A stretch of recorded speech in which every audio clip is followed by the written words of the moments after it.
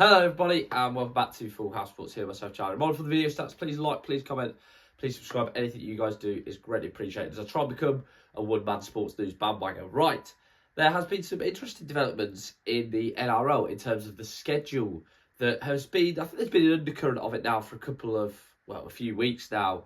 But it appears that these reports are becoming more and more legitimate, that the NRL is going to reduce the amount of games down to 19. They're going to get rid of bye weeks. They're also going to look at bringing in a state of origin window, which I'm going to talk a little bit about because I think that's a good talking point for English Rugby League and Super League. And there is also seemingly more confirmation surrounding potential NRL investment / NRL running of Super League and what that could mean for a potential global round of fixtures, not next year but the year after. There is, as always, a lot going on the admin side of Rugby League. And I do try and cover it as much as I can, and I will pre-warn you that I might not be the biggest expert, certainly on NRL administration, etc. So bear with me, but I'll just give my thoughts and my feelings and also my ideas on it. So thank you very much in advance. So the rumours around the state of origin window, I think, are really interesting because the origin, of course, at the moment takes place midweek. Certainly for myself as an English Rugby League fan, it's not ideal because I'm usually at work when the game's going on, which, yeah, it's not great. But I think it's an interesting thing to happen because if this is the plan, then this would be ideal to potentially look at putting in, I think, for England, an international window.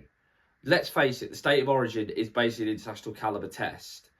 I think if that's going to happen, then you've got to look, if you're England, you could look at playing internationals then.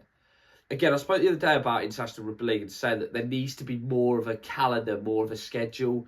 There needs to be more, it needs to be set in stone when that's going to be. And I think state of origin window would be perfect for then England to say, right, we'll have a Pacific Island nation up for a test match or a series, or potentially a competition where you have Samoa Tonga, a bit like the Pacific Nations Cup.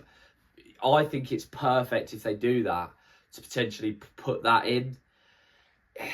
I think it's inevitable. I've been surprised for a while they haven't looked at a state of origin window, purely because of the level, the magnitude of it, and the fact that it is such a unique sporting occasion, and one definitely on the bucket list.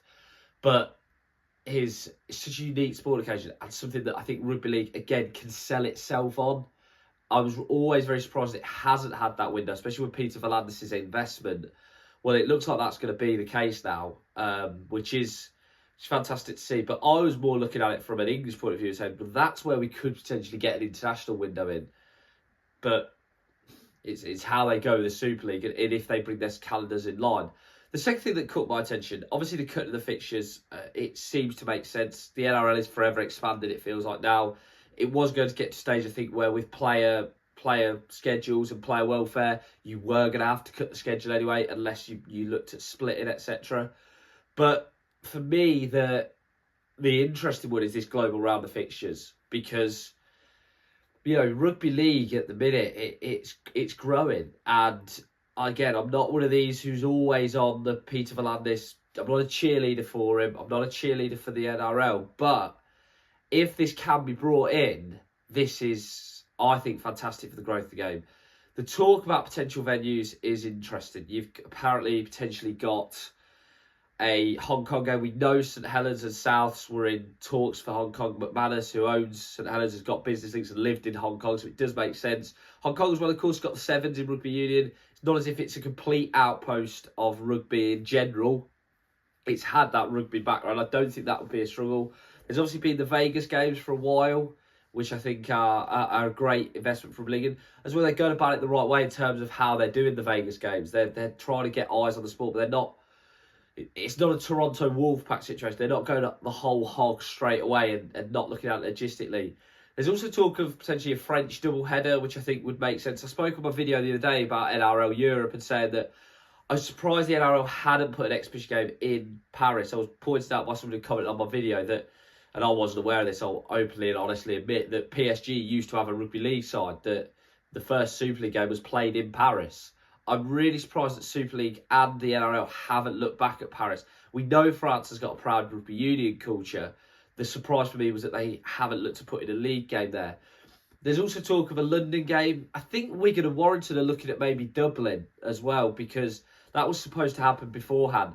I'm really surprised Rugby League hasn't looked at Dublin or Belfast, because it's quite an easy travel link from Liverpool or Manchester. It's about you can get this ferry, or you can get the ship there, not the ship, ferries are a ship, or you can get the plane there. It's not that difficult to get to from England. You could easily do it for a weekend, and it's always surprising they haven't looked at doing that.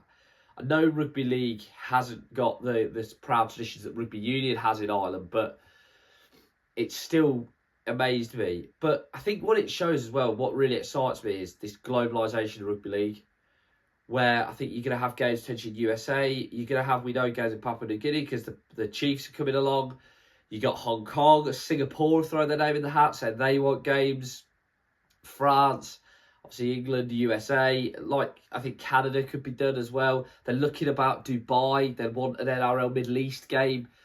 You know, and we look at, I think, the NFL in recent years and the way they've sort of expanded and what they've done and what they've become. And I think that it's really interesting, because I think the NRL are looking at that blueprint and going, let's look at doing that. Let's see if we can do that ourselves, which I think is a really good move from them and really interesting.